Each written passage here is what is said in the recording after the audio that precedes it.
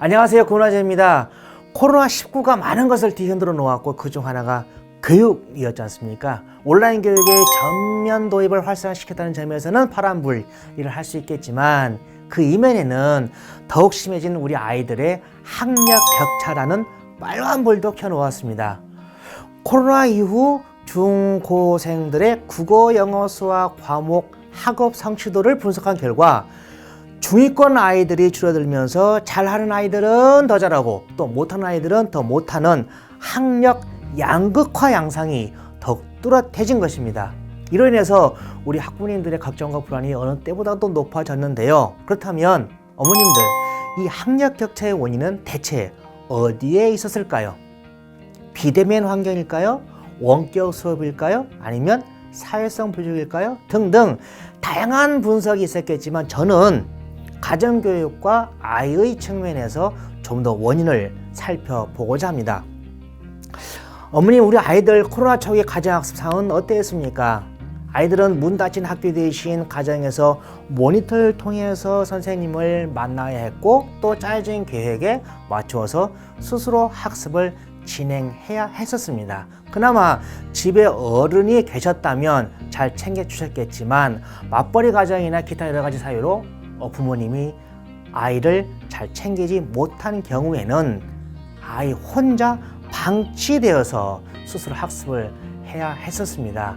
이런 상황에서 아이를 마법처럼 컨트롤한 것이 있었거든요. 그게 뭔지 아십니까? 바로 평소 공부 습관이었습니다. 평소에 가정에서 자습한 습관이 잘 된 아이들은 학습 계획에 맞추어 온라인 수업을 듣고 복습도 하고 숙제를 하면서 코로나 이전과 변화 없이 똑같이 학습을 이어갔었거든요. 여기서 더 빛을 낸 것은 모르는 문제거든요.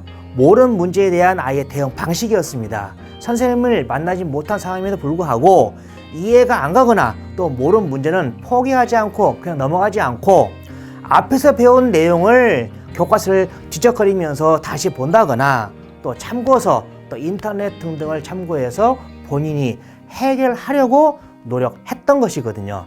그러나 반대로 평소에 누군가의 가르침에 의존도가 높았던 아이, 또 누군가 체크해 주어야 공부를 했던 아이는 알아서 스스로 해야 하는 학습에 안정을 못 찾고 앞에서 또 해결되지 못한 문제가 있으니까 그게 또 다른 어려움으로 이어지면서 결국에는 기본적인 학교 교육도 따라가지 못해서 학력 격차가 크게 발생했던 것이거든요.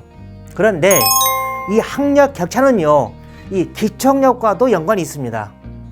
기초학력 미달 현상은 이전에도 사회적 이슈였으나 코로나 겪으면서 2020년도에는요 역대 최고의 수준이 되었거든요.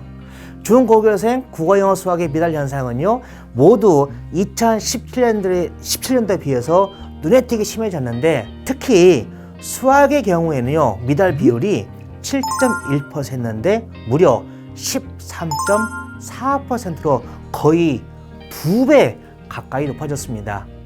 이러한 기초 학력은 개인차가 크기 때문에 개인별로 부족한 부분을 잘 파악을 해서 진단해서 이를 통해서 본인이 스스로 꾸준히 부족한 부분을 메우고 채우도록 학습 관리를 해 주어야 하는 것이거든요. 그런데 이 비대면 상황의 혼란 속에서 온라인 수업의 진도에도 따라가기가 급급하다 보니 기초학력 관리에 소홀히 했던 것입니다. 그 결과 주요 과목을 이렇게 튼튼하게 받쳐줘야 할 이 버팀목이 무너지게 되면서 학력 격차를 더욱더 크게 만들어 버렸던 것입니다. 학부님들, 팬데믹 가정교육에서 우리가 다시 한번 알게 된 소중한 교훈이 있지 않겠습니까? 무엇일까요? 그것은 공부는 내가 하는 것이고 배우는 방법을 아이들이 알아야 한다는 것입니다. 즉, 그것을 가정에서 자습력을 키워주어야 하는 것입니다. 따라서 우리 아이가 어딘가에 배우러 다닌다는 것만으로 혹시 부모님께서 위안을 삼고 있는 것은 아닌지, 아이가 누군가의 가르침에 의존도가 높아지면서 자습의 힘이 약해지고 있는 것은 아닌지, 그리고 기초학력이 부족하여 학교 진도조차 따라가지 못하고 있는 것은 아닌지 지금은 우리가 꼼꼼하게 체크하셔서 우리 아이들의 학력 격차에 대해서 다시 걱정하는 일이 없으시기를 바라겠습니다. 감사합니다.